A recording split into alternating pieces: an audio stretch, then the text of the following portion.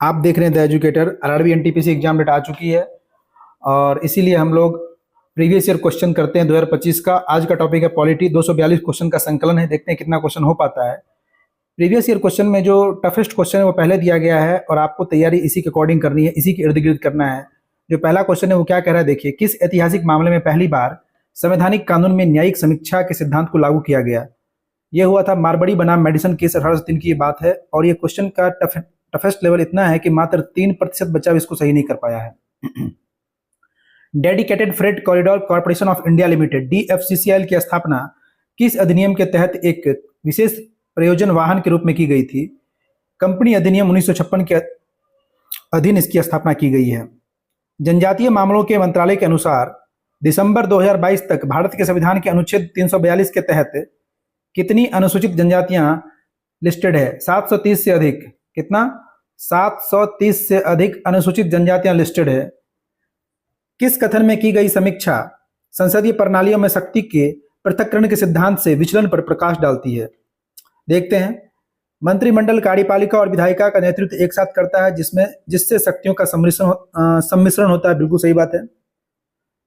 राष्ट्रपति का प्रधानमंत्री पर पूर्ण नियंत्रण होता है?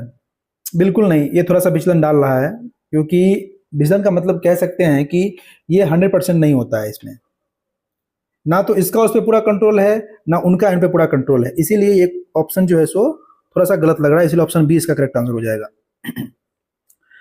19वें संशोधन अधिनियम 1966 द्वारा निम्नलिखित में से किस प्रणाली को समाप्त कर दिया गया था? एक्चुअली उस समय एक चुनाव न्यायाधिकरण, किसको? चुनाव न्यायाधिकरण को समाप्त कर दिया गया था। ध्यान रखिएगा, संशोधन से क्वेश्चन बहुत पूछा था। संशोधन इंपॉर्टेंट है, वो भी टफ वाला क्वेश्चन पूछा है। निम्नलिखित में से कौन सा भारत में ग्राम स्तर पर पंचायती राज संस्थाओं का एक घटक नहीं है?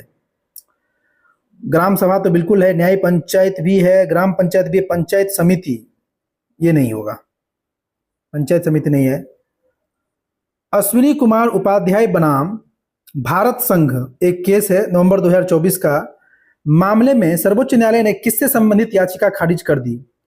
ये भी क्वेश्चन थोड़ा सा करंट को टच करके पूछा गया। ऐसा बहुत सारा क्वेश्चन जो भी करंट का जो भी केस है उससे पूछा गया क्वेश्चन था, और ये मेरे ही शिफ्ट का क्वेश्चन था, तो इसको मैं नहीं बना पाया था। लेकिन इसका जो आंसर हो जाएगा वो जाएगा प्रस्तावना में समाजवादी और धर्मनिरपेक्ष शब्द जोड़ने की संवैधानिक वैधता। ये इसका टॉपिक था इस केस का। तो क्वेश्चन का लेवल थोड़ा सा ज़्यादा ही टफ हो जाता है ये। 2024-25 में PMLA धन शोधन निवारण अधिनियम 2002 के तहत जमानत पर दिए गए सुप्रीम कोर्ट के हालिया निर्णय के संबंध में निम्नलिखित में से कौन सा कथन सही है? देखते हैं।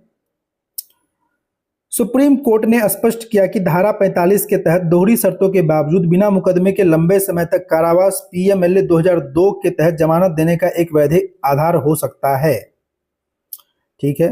अरविंद केजरीवाल के केस में न्यायालय ने फैसला सुनाया कि गिरफ्तारी की वैधता में मानक विश्वास करने के कारण खंड के अतिरिक्त गिरफ्तारी की आवश्यकता और अनिवार्यता पर भी विचार किया जाना चाहिए। एक ऑप्शन ये है। और तीसरा है, न्यायालय ने माना कि जमानत अपवाद है, जेल नियम है जो धन शोधन के मामलों में लागू रहता है। तो इसमें पूछ रहा है कि कौन सा कथन सही है। तो कथन 1 और कथन 2 ये दोनों कथन सही है, बाकी ये गलत है। ध्यान रखना तीसरा वाला।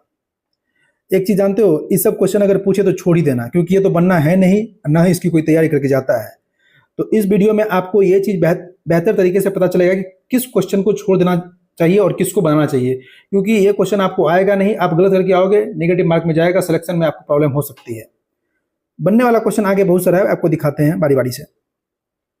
97वां संविधान संशोधन के बाद संशोधन के साथ असंगत राज्य सहकारी कानून कितने समय तक लागू रह सकता है? 1 वर्ष तक, उससे अधिक तक लागू नहीं हो सकता है ये, ध्यान रखना। भारतीय नागरिकता हेतु आवेदन करने के लिए CAA 2019 के अंतर्गत निम्नलिखित में से कौन से दस्तावेज आवश्यक नहीं है? आधार कार्ड है, पासपोर्ट, वीजा, वोटर ID, जन्म प्रमाण पत्र, यह आवश्यक नहीं है। अक्टूबर 2024 में भारत सरकार ने जन विश्वास अधिनियम 2023 के तहत नियमों को अधिसूचित किया। इस कानून का मुख्य उद्देश्य क्या था? ये भी करंट रिलेटेड क्वेश्चन है पॉलिटी का। जो ये जन विश्वास अधिनियम 2023 है, इसका जो मेन उद्देश्य था, देख लो क्या है। विभिन्न कानूनों के तहत छोटे अपराधों को आपराधिक दंड से सिविल दंड में परिवर्तित करना। तो ये भी क्वेश्चन थोड़ा सा टफ ही माना जाएगा इसको। 2003 संशोधन के बाद भारत ने नागरिकता के किस सिद्धांत का अधिक सख्ती से पालन करना शुरू कर दिया? जन्मभूमि नियम, ये भी सही है। दोहरी नागरिकता, ये भी सही है। विश्व नागरिकता, ये भी सही है। रक्त संबंधी नियम, रक्त से, इस पे थोड़ा सा क्या होगा, टफनेस हुआ है और इसको सख्ती से पालन करना शुरू कर दिया। भारतीय संविधान का निम्नलिखित में से कौन सा अनुच्छेद भारत में राजभाषा आयोग के बारे में वर्णित करता है? अनुच्छेद 344। ये थोड़ा सा आसान क्वेश्चन है, इसको कर सकते हो आप लोग। फिर एक टफ क्वेश्चन आ रहा है, देखिए। 2024 के सुप्रीम कोर्ट केस अलीगढ़ मुस्लिम यूनिवर्सिटी बनाम नरेश अग्रवाल में शैक्षणिक संस्थानों की अल्पसंख्यक स्थिति के संबंध में न्यायालय ने बहुमत से क्या समर्थन दिया? करंट का क्वेश्चन है और टफ क्वेश्चन है, क्योंकि ऐसा करंट कोई नहीं पढ़ाता है। इसमें क्या हुआ था कि 1950 से पहले निर्मित संस्थाओं को अभी भी अल्पसंख्यक संस्थाएं माना जा सकता है, भले ही उन्हें संविधि द्वारा शामिल किया गया हो। टफनेस था और इसको शायद ही 10% लोग सही कर दिया, पता नहीं कैसे, लेकिन इसकी तैयारी बहुत कम लोग करते हैं। अक्टूबर 2024 में मध्यस्थता अधिनियम 2023 लागू हो गया। इस कानून की मुख्य विशेषता क्या है?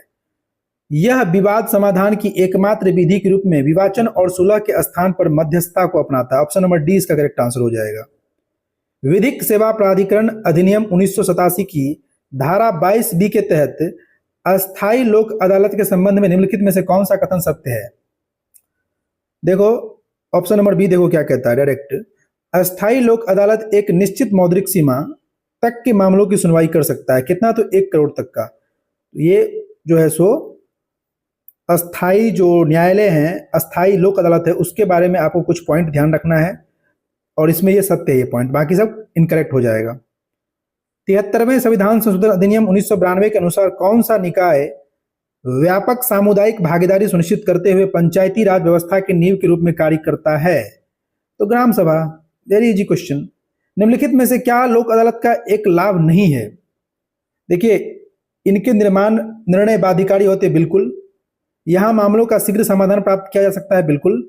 यहाँ कोई न्यायालयीय शुल्क नहीं लगता है, बिल्कुल। अपील का अधिकार होता है, बिल्कुल नहीं। लोक अदालत में जब सुनवाई आता है उसके बाद अपील नहीं कर सकते हैं, ध्यान रखिएगा इस चीज को। लोक अदालत से पिछली बार एग्जाम में भर भर के क्वेश्चन पूछा गया था, तो थोड़ा सा हो सके तो लोक अदालत के बारे में कंसेप्ट क्लियर करके रखिएगा। माता पिता और वरिष्ठ नागरिकों का भरण पोषण तथा कल्याण अधिनियम 2007 के संबंध में 27 मार्च 2025 को समतोला देवी बनाम उत्तर प्रदेश राज्य में सर्वोच्च न्यायालय के फैसले के आधार पर निम्नलिखित में से कौन सा कथन गलत है? ये भी करंट का रिलेटेड क्वेश्चन है और थोड़ा सा टफेस्ट क्वेश्चन है। इसमें चारों पॉइंट को पढ़ने के बाद पता चलेगा आपको कि ये जो डी नंबर है, अधिनियम के तहत उपेक्षा के प्रत्येक मामले में बच्चे या रिश्तेदार को बेदखल करना अनिवार्य है। देखो इस टाइप का क्वेश्चन है, छोड़ के आगे निकलो, टाइम मत वेस्ट करो, नहीं बनेगा।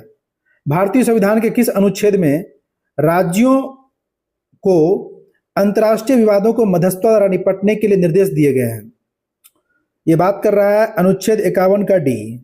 अनुच्छेद 51 का डी में क्या है ये कि संविधान का जो अनुच्छेद है 51 का डी, उसमें राज्यों को अंतर्राष्ट्रीय विवादों को मध्यस्थता द्वारा निपटाने के निर्देश दिए गए हैं। अगला क्वेश्चन देखते हैं क्या है। संघीय विवादों के संदर्भ में सुप्रीम कोर्ट के मूल क्षेत्राधिकार और उसके रिट क्षेत्राधिकार के बीच प्रमुख अंतर क्या है? इसको बनाना जरूरी है। देखिए, संघीय विवाद क्षेत्राधिकार परामर्शी होता है, जबकि रिट क्षेत्राधिकार बाध्यकारी होता है। बिल्कुल, जब भी कोई संघीय विवाद में सुप्रीम कोर्ट निर्णय देगा उसमें वो परामर्श के रूप में दे सकता है, लेकिन जब रिट करेगा तो वो बाध्यकारी हो जाता है, ध्यान रखना। उत्तर काल में रिकॉर्डर कोर्ट का स्थान डैश ने लिया, यानी कि बाद में जो रिकॉर्डर कोर्ट था उसका स्थान कौन लिया? तो सर्वोच्च न्यायालय ले लिया। सर्वोच्च न्यायालय को पहले रिकॉर्डर कोर्ट के नाम से जाना जाता था, ध्यान रखना। सड़क प्रकाश व्यवस्था और जल निकासी जैसे सीमित नगर पालिका कार्यों वाले छोटे शहरों का प्रबंधन कौन सा शहरी स्व शासन निकाय करता है? तो ये टाउन एरिया समिति करता है। कौन करता है? टाउन एरिया समिति। मुख्य न्यायिक मजिस्ट्रेट द्वारा अधिकतम कितनी अवधि तक की कारावास की सजा दी सकती है? 7 साल, मैक्सिमम 7 साल तक की सजा दी जा सकती है।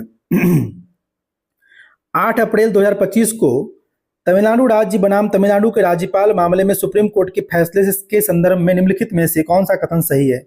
देखो, ये तीनों पॉइंट पढ़ो पहले क्या क्या है। सर्वोच्च न्यायालय ने कहा कि विधानमंडल द्वारा विधेयक को पुनः पारित किए जाने के बाद राज्यपाल अपनी स्वीकृति नहीं रोक सकते। बिल्कुल सही बात है, क्योंकि ये उस समय बहुत ही चर्चा में था, इसीलिए ये क्वेश्चन बन सकता है। न्यायालय ने अनुच्छेद 142 के तहत अपनी शक्तियों का उपयोग करते हुए 10 लंबित विधेयकों को स्वीकृति प्राप्त मान लिया। ये भी सही बात है, यानी कि ऑप्शन ए ऑप्शन बी तो बिल्कुल सही है। निर्णय में यह प्रावधान किया गया कि राज्यपाल पुनः अधिनियमित विधेयक को राष्ट्रपति के विचारा सुरक्षित रख सकते हैं। ये तो पहले से ही था, इसमें तो कुछ ऐसा है नहीं, यानी कि उस केस में न्यायालय ने इन दो पॉइंट को क्लियर किया, ध्यान रखना। देखो पॉलिटी का क्वेश्चन करंट से जोड़ के पूछा गया है, इसलिए थोड़ा सा टफ हो गया है। किस प्रावधान के तहत राज्यपाल न्यायिक सेवा नियमों को कुछ मजिस्ट्रेटों तक विस्तारित कर सकते हैं? अनुच्छेद 237 के तहत, ध्यान रखना।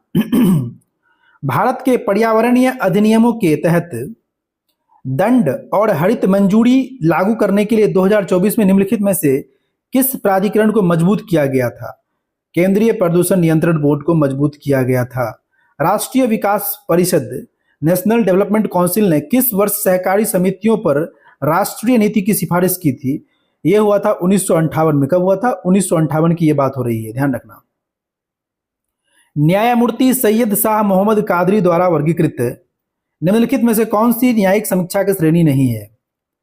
देखो, संसद और राज्य विधानमंडलों के विधि निर्माण और अधीनस्थ विधि निर्माण की न्यायिक समीक्षा बिल्कुल है ये।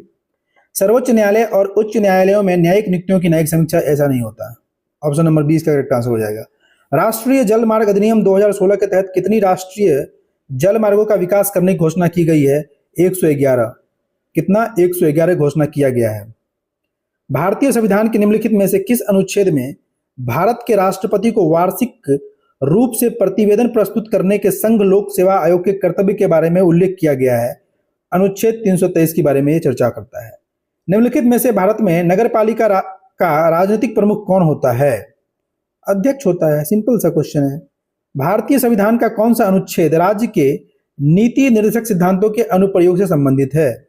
देखिए 36 से 51, जिसमें कि आर्टिकल नंबर 37 जो है सो उसके अनुप्रयोग से संबंधित है, ध्यान रखना। लघुवाद न्यायालयों के संबंध में निम्नलिखित में से कौन सा कथन सही है? इसके निर्णय अंतिम होते हैं लेकिन उच्च न्यायालय के संशोधन के अधीन है, ध्यान रखना। भारतीय राष्ट्रीय मानवाधिकार आयोग में पूर्वकालिक कर्मियों की कुल संख्या कितनी होती है? एक अध्यक्ष और 5 इसके मेंबर होते हैं, 1 + 5, ध्यान रखना। भारतीय राष्ट्रीय मानवाधिकार आयोग में निम्नलिखित में से कौन सा फरवरी 2025 के दौरान संसद में पेश किए गए नए आयकर विधेयक में परिवर्तन नहीं है? निरंतरता और प्रयोज्यता सुनिश्चित किए बिना मौजूद कराधानों सिद्धांतों को हटाना। देखिए, जब भी इस टाइप का क्वेश्चन आए, अगर करंट से आपको रिलेटेड क्वेश्चन बन रहा है, आपने पढ़ा है तो ही ट्राई कीजिएगा, वरना टाइम वेस्ट मत कीजिएगा, ध्यान रखिएगा इस चीज को। शहरी स्थानीय सरकारी निकायों के वित्त की समीक्षा के लिए 74वां संविधान संशोधन 1992 द्वारा किस वित्तीय संस्थान की स्थापना की गई थी? राज्य वित्त आयोग की स्थापना की गई थी। किसकी स्थापना की गई थी? राज्य वित्त आयोग की स्थापना की गई थी। मार्च 2025 में भारतीय संसद ने आवर्जन और विदेशी विधेयक 2025 पारित किया। इस कानून द्वारा निम्नलिखित में से किस अधिनियम को विशेष रूप से निरस्त किया गया था? तो इसमें विदेशी अधिनियम 1946 को निरस्त कर दिया गया था। निम्नलिखित में से कौन सा विवाद सर्वोच्च न्यायालय के मूल अधिकार से बाहर रखा गया है? देखिए, 2 स्टेटों के बीच जो जल का बंटवारा होता है ना, उसको लेके अगर कोई इशू होगा तो वो सर्वोच्च न्यायालय के मूल अधिकार में नहीं आता, ध्यान रखना। ये भी मेरे शिफ्ट का क्वेश्चन है। माता पिता और वरिष्ठ नागरिकों का भरण पोषण तथा कल्याण अधिनियम 2007 की व्याख्या से संबंधित उर्मिला दीक्षित बनाम सुनील शरण दीक्षित मामले में सर्वोच्च न्यायालय के फैसले से संबंधित निम्नलिखित में से कौन सा कथन सही है? देखो, इस टाइप के क्वेश्चन को हम छोड़ के ही चलते हैं, क्योंकि इस टाइप क्वेश्चन उसी को बनेगा जो करंट अपडेटेड है, बाकी किसी से नहीं बनना है, ध्यान रखना इस चीज को। अगला क्वेश्चन देखिए क्या है। मध्य प्रदेश राज्य बनाम बलबीर सिंह मामले में सर्वोच्च न्यायालय के फैसले के अनुसार बाल गवाहों के संबंध में निम्नलिखित में से कौन सा कथन सही है? फिर इसको हटा दो, मतलब नहीं है। बाकी ध्यान रहे ये चीज, अगर कोई एनटीपीसी का एग्जाम देने जा रहा है तो वो इस टाइप के क्वेश्चन को करके जाए। पिछले 1 साल या 6 महीना का अगर इस तरह का कोई भी केस हाईलाइटेड है तो उसको ध्यान रखिएगा आप लोग, नहीं तो क्वेश्चन छोड़ना पड़ जाएगा। फरवरी 2025 में संसद में प्रसारण सेवा विनियम विधेयक 2023 पेश किया गया। इस मसौदा कानून के तहत एक प्रमुख प्रावधान क्या है? देखिए, इसमें केबल, सैटेलाइट और ओटीटी प्लेटफॉर्म का एकीकृत विनियमन की बात करता है, ध्यान रखना। 2024 के जम्मू और कश्मीर विधानसभा चुनावों में जम्मू और कश्मीर के वर्तमान मुख्यमंत्री ने किस निर्वाचन क्षेत्र से चुनाव लड़ा और वह किस पार्टी से प्रतिनिधित्व करते हैं? तो जम्मू एंड कश्मीर नेशनल कॉन्फ्रेंस गंदरबैल से ये चुनाव लड़े थे। कौन सा समझौता नागरिकता संशोधन अधिनियम 1985 से संबंध है? असम समझौता। कौन सा? असम समझौता। 14वें संविधान संशोधन अधिनियम 1962 के द्वारा भारत में किस केंद्र शासित प्रदेश को शामिल किया गया था? तो ये बात हो रही है पुदुचेरी की। किसकी बात हो रही है? पुदुचेरी की बात हो रही है, ध्यान रखना। कौन सा भारतीय संवैधानिक संशोधन अधिनियम राज्य के नीति निर्देशक सिद्धांत के रूप में आय, स्थिति, सुविधाओं और अवसरों में असमानताओं को कम करने के बारे में वर्णन करता है? तो ये हमारा है 44वां कॉन्स्टिट्यूशनल अमेंडमेंट 1978 की ये बात हो रही है। किस संवैधानिक संशोधन द्वारा अनुच्छेद 352 के संदर्भ में भारतीय संविधान में कैबिनेट शब्द को स्पष्ट रूप शामिल किया गया? तो ये हुआ था 44वां 1978 में, ध्यान रखना इसको भी। भारत में नागरिक उड्डयन अवसंरचना को कौन सा प्राधिकरण विनियमित करता है? तो इसको करता है नागरिक उड्डयन महानिदेशालय। लोक अदालत द्वारा दिए गए निर्णय की स्थिति डैश के समान होती है? दीवानी न्यायालय के आज्ञप्ति के समान ये होती है। और 50 क्वेश्चन आज का आखिरी क्वेश्चन है इस वीडियो का, फिर इसको हम इस सीरीज को कंटिन्यू कर देंगे पॉलिटी वाले को। भारत में अधिसूचित क्षेत्र समिति का प्राथमिक कार्य क्या है? तो यह है नगर पालिका का दर्जा प्राप्त करने के लिए विकासशील शहरों का प्रबंधन करना। देखिए, इसमें मैंने 50 क्वेश्चन किया। सच पूछो तो मुझे 50 में 5 या 10 क्वेश्चन भी ऐसा नहीं लगा जो एवरेज बच्चा उसको कर पाएगा। लेकिन ये है कि कुछ जो पॉइंट्स है, कुछ जो चीज़ें हैं वो आप लोग नहीं पढ़ते हैं, आपको पढ़ना उतना ही ज़रूरी है। बाकी करंट अफेयर्स को जोड़ के जो जिस तरह से पूछा गया है पॉलिटी, ये वाकई में बहुत ही टफनेस लेवल को दर्शाता है। बहुत जल्द इसमें लगभग 150 और क्वेश्चन बचा हुआ है, उसको हम लोग करवा देंगे आपको। इस वीडियो में इतना ही। जय हिंद।